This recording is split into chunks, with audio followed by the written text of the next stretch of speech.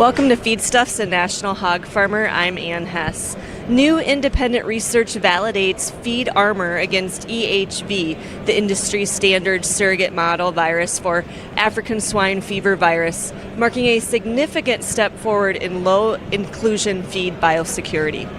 Joining us from World Pork Expo to discuss these findings is Dr. Fredrik Sandberg with McNess. Welcome and thank you for joining us today. Thank you for having me. So let's get into this research. I understand it was conducted at the University of Minnesota. Tell us first about how it performed against the surrogate model. Yeah, so Dr. Declan Schroeder, the Schroeder Laboratory, has developed some of the best models for virus evaluation because he works with looking for live virus, not just virus RNA material, which means that his evaluations are much more sensitive. And we have evaluated EHV, PDV, PRRS, and influenza. But the biggest one that is main reason, well, PDV and EHV are the main reasons we use feed mitigation. But EHV obviously being a model for African swine fever virus, and we were highly effective at eliminating it in less than an hour. So. And I know you mentioned other pathogens as well. I know you looked maybe at PRRS. Was it high path or another one like that as well? Yeah, so we use the swine influenza, but it's interesting because influenza virus is actually quite difficult to destroy because viruses have different structures, and we were successful at eliminating it as well. So. How about product use for producers? What's the inclusion rate? How about handling the product? Yeah, so it's really exciting. We are only 2 pounds per ton, which makes it the lowest inclusion product on the market of its kind. And we, at that low level, feed mills have to handle much less material.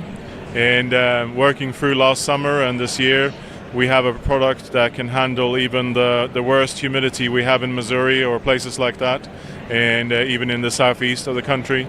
And that makes it a very easy to use product. Bottom line for producers that are thinking about implementing this into their nutrition program, what kind of ROI can they expect?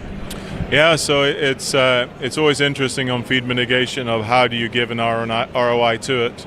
But if you only save one PRRS break or one PDV break about every 3 to 4 years, you're equal. So if it's anything more than that, you're making a significant amount of money. And I think the other piece that is very relevant that goes beyond just a simple ROI calculation is that people are hedging how many pigs they're selling every week.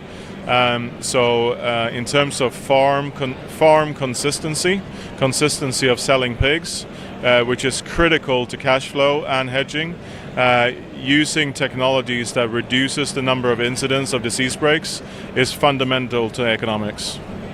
So for producers here at the show, producers at home, where can they go to find out more information about this product? Yeah, so we have a website, FeedARMOR.com, and they can also contact us through that website to find more information. Dr. Fredrik Sandberg with McNess, thank you so much for joining us today and sharing your insight. Thank you very much for having us.